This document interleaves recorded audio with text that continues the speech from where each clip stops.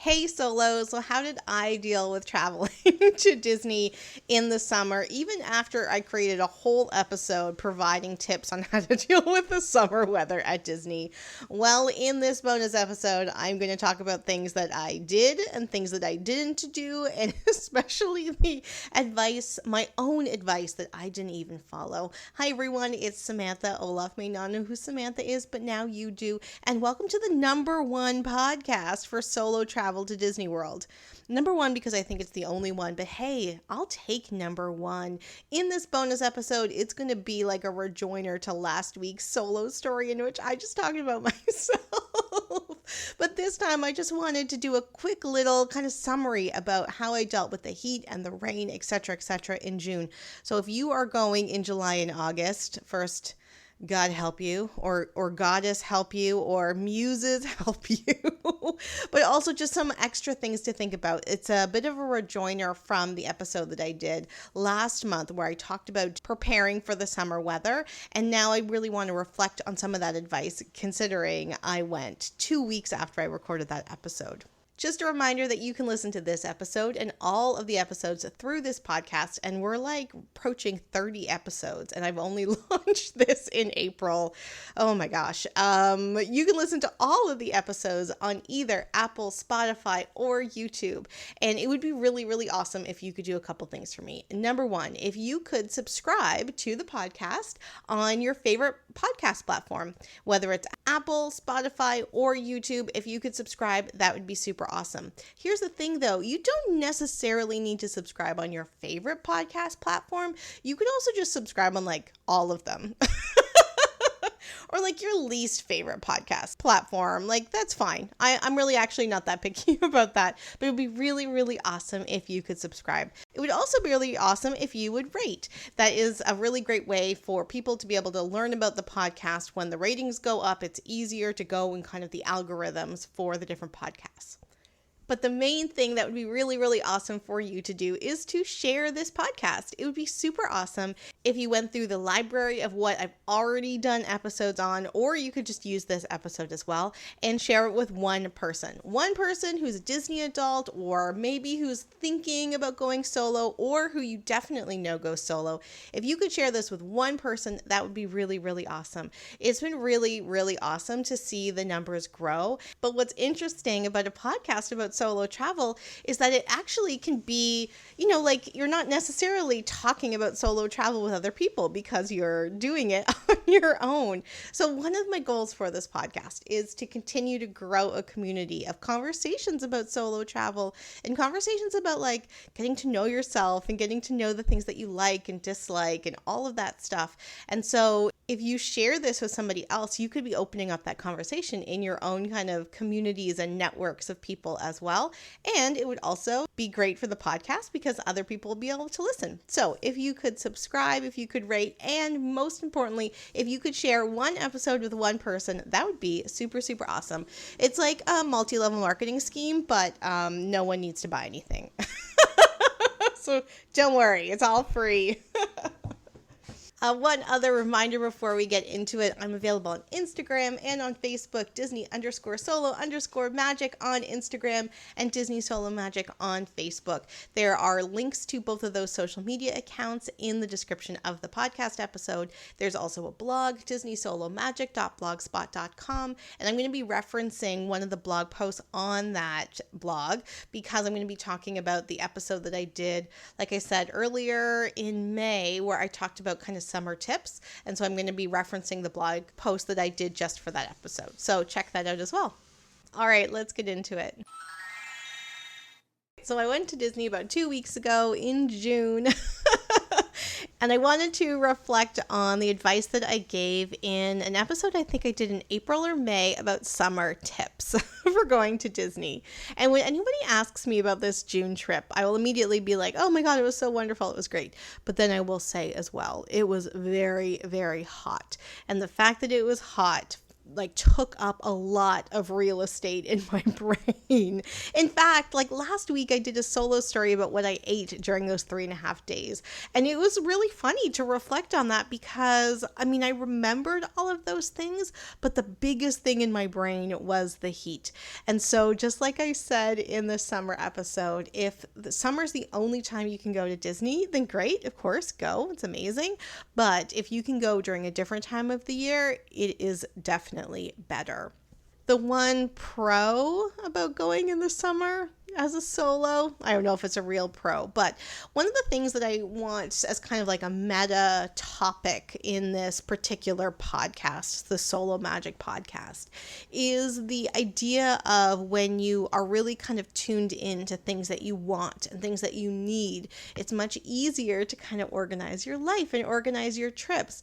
And taking solo trips is such a great opportunity for that. What do I want to do right now? What do I want to eat right now? What do I really need to be comfortable in this moment? And perhaps in the summer, it is more of an opportunity for you to tune into your body about what your body wants and needs for handling kind of extreme weather. I don't know, maybe that's just my body, but it could be your body as well. So this bonus episode, I'm going to reflect on kind of those things as it pertains to me, and hopefully it will help you think about things that are kind of analogous for you.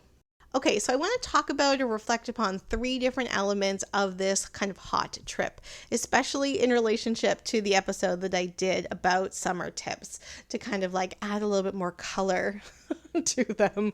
And by color, I mean like sunburn. I didn't get a sunburn, but you know, that type of color. All right. The first thing is sun protection. So I said in that summer episode, like every single time I'll be like, I should bring a hat. And then I don't bring a hat. And then I have to buy a hat. And guess what happened this time?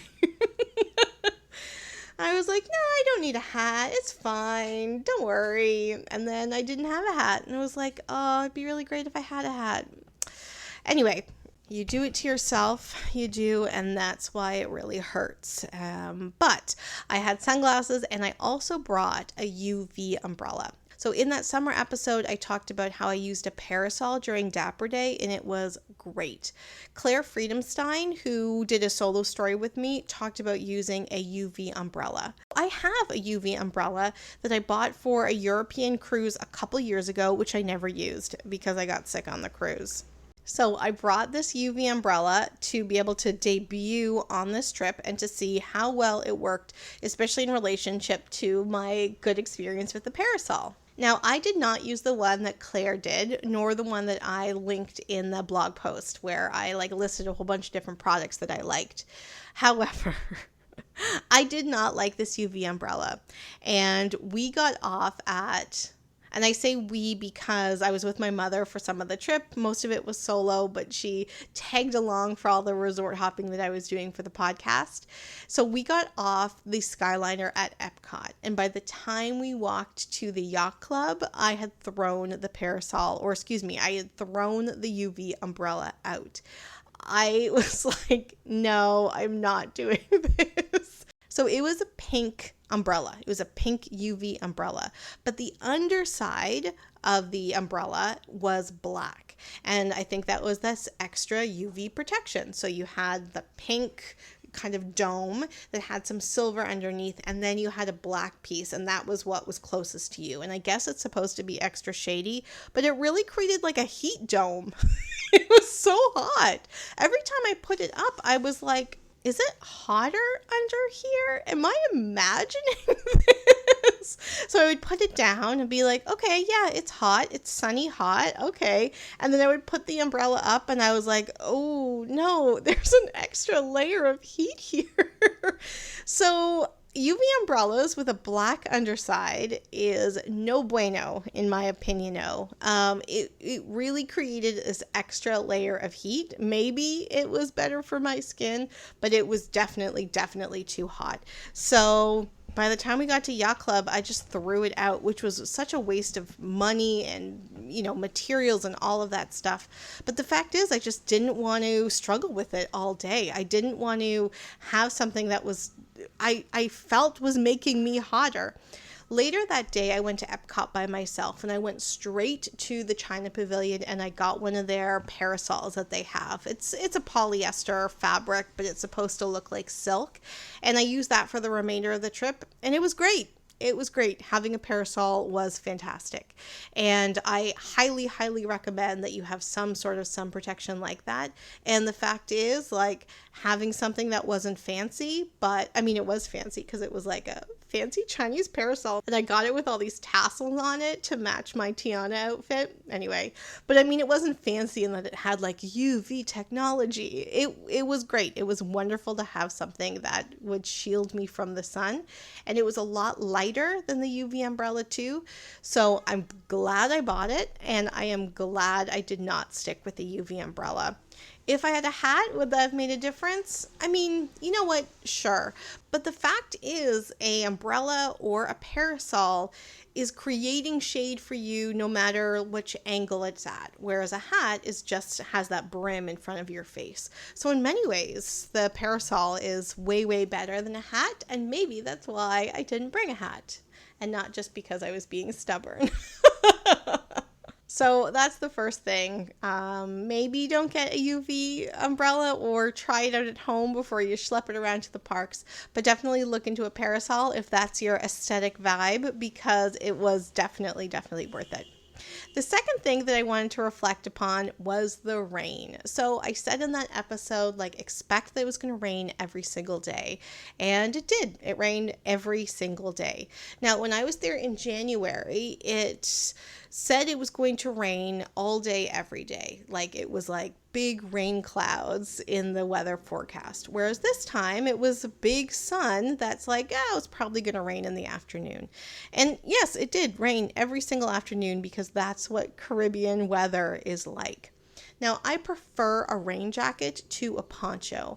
And in January when I went, I had a purse that I carried my rain jacket with me because I was expecting it to rain for most of the day. This time, because it was like probable chance of severe thunderstorms in the afternoon, I didn't want to carry the big heavy coat around, especially because I didn't know what the temperature was going to be like, because it may not have rained. So I brought ponchos instead. And when I say ponchos plural, I mean that, because the ponchos that they sell at Disney World are great. They're pricey. They're not like super exorbitant pricey, but of course they do cost. But you can get a much, much cheaper poncho wherever you live.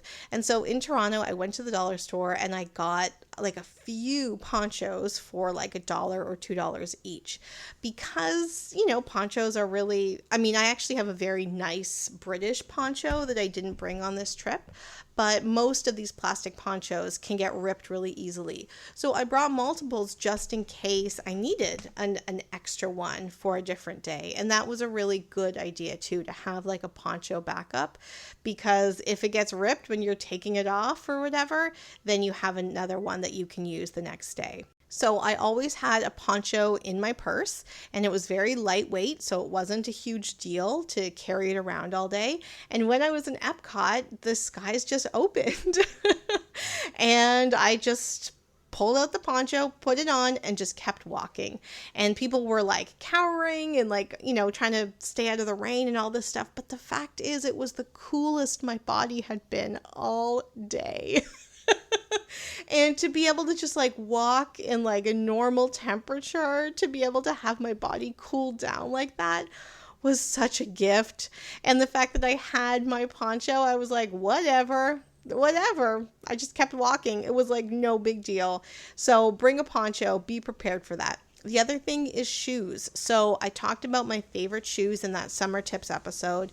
They are Skechers. They have the meditation sole. I don't know. I think they're called like rhinestone, blah, blah, blah. There's a T-strap, but also a back strap. So your foot is very secure. But unlike a lot of different sandals, you aren't slipping all over the place if they get wet. So I was able just to like walk around, not worry about my shoes, not worry about my clothes, because I had the poncho, and I just kept going. So remember when you are going this summer, or if you're going this summer, to wear shoes or have shoes where it's okay if they get wet. And if you're wearing running shoes, make sure you bring a backup pair of shoes because they need to dry, and your shoes might not dry in your cold air-conditioned hotel room or in the humidity of Florida, either in the hallway or on your balcony. So I was very, very comfortable with my sandals. Make sure that you can be comfortable walking around in whatever shoes that you're going to have if they're going to be soaking wet, and they will be soaking wet. And especially, like, even if you aren't getting caught in the rain, the fact is the puddles are so big that you could get wet even after the rain, and your feet could get soaking because you stepped in a puddle. So just keep that in mind. Your shoes are really, really important for dealing with the rain. And making sure that you have a poncho or some sort of rain covering will also make sure that the rain will not ruin your day. And the last thing that I wanted to talk about in relationship to my past trip, but also to that episode on summer tips, is that in that episode, I didn't really talk about, and I don't think I really remembered, and that's not because I didn't prepare, but I think that our bodies, it's very easy for our bodies and our brains to forget what it's like in extreme weather conditions. So if you aren't very, very hot, it's very hard for your body to remember what it's like when it is very hot and you can only wear like a tank top and short shorts because there's nothing else your body can handle on it at the time.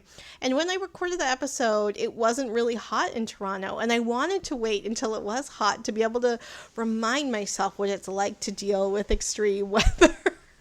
But it wasn't. We were going through a little bit of a cold spell in the early spring here in Toronto. But when I was in Florida, I certainly remembered.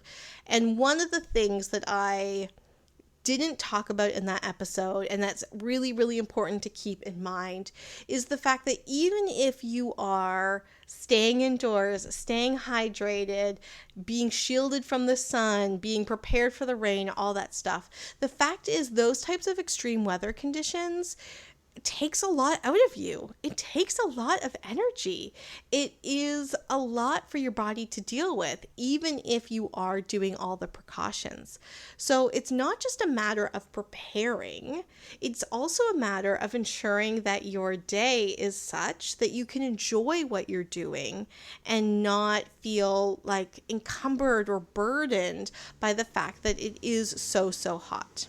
So it's not just a matter of preparing appropriately, but it's also a matter of preparing an agenda, preparing a plan that keeps in mind that there is going to be extra burdens to your bodies and to your brains because of the heat and the rain potentially that you might not be prepared for. So for example, this trip, I really wanted to focus on doing some resort hopping. I wanted to take pictures of lobbies. I wanted to look at different recreation things. I wanted to go take a look at different pools because I was preparing some things for future podcast episodes. So I did not think that the days were going to be very taxing because I wasn't planning on being in the parks really. I wasn't planning on waiting in lines and trying to figure out all these different things and the crowds and the kids and the strollers and the sun and no shade. I was really just going in between resorts, in between the lobbies, in between like food establishments, like real chill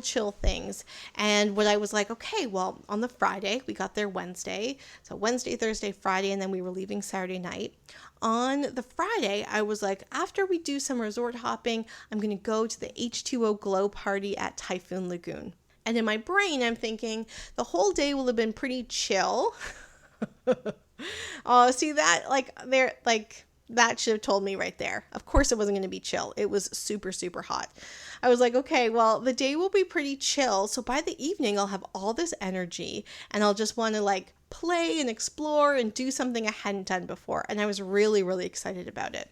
The Typhoon Lagoon After Hours party begins at 8 p.m. But if you have a ticket, a special ticket, then you can get in starting at 6 p.m. So the idea was we were going to go back to our hotel around 3 or 4.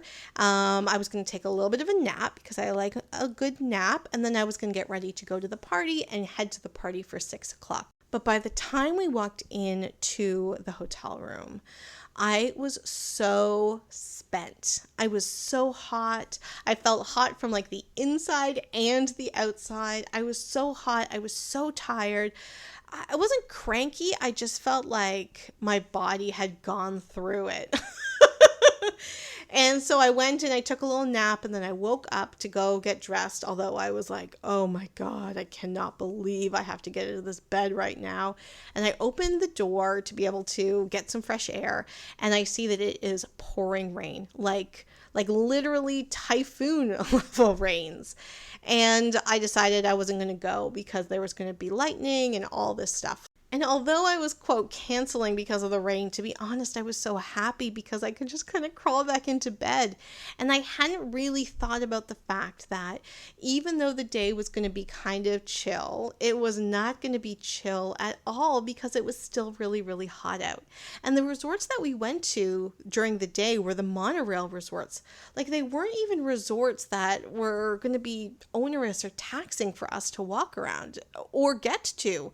And so it was such a good reminder that when you're going in the summer, it's even more important to prioritize. It's more important to rest and to really not try to push yourself beyond the level that you can push yourself, because then it doesn't make it fun anymore. And that's that's kind of like this meta theme of the whole Solo Magic podcast, of like really getting to know yourself. And solo travel is such a great way to get to know yourself, to think about things you want, to think about things that you need. I feel like I've already said this. I may have said this in other episodes. Did I say this in this episode already? But I think that when you're dealing with the heat in particular, it's a good reminder of like what your body might actually need to be able to handle these extreme weather conditions. So I'll be going back at the end of August around Labor Day. So even though in my brain it's like fall weather, it won't be. It will still be hot as Hades out there. This is a good reminder for me that anything that is going to happen in the evening that's like a special event, a special ticketed event, is the thing that I have to prepare for. And anything during the day can't get in the way of that in terms of like spending extra energy. And it's a good reminder because that is what my body needs. That is what my body wants. To not have to fight all day with the heat if it's going to have energy to do fun things in the evening. So anyway, I hope this short little reflection will be useful for you in planning your own future summer trip to Disney. All right, everyone, until next time, have a great long weekend. Bye. Hi, Solos. It's Samantha. I hope you like this episode and all the episodes of Solo Magic, the podcast about the magic of going to Disney World solo. Just a reminder that you can listen on Apple, Spotify, and on YouTube. No matter where you're listening, please make sure you subscribe and rate and share with others. You can also connect with me on Instagram, Disney_solo_magic, as well as Facebook, Disney Solo Magic. And we have a new blog, DisneySoloMagic.blogspot.com, that will complement the information that we talk about on the podcast, as well as be able to highlight some different tips and tricks and information that will make your solo trip the most magical ever. Until next week, bye!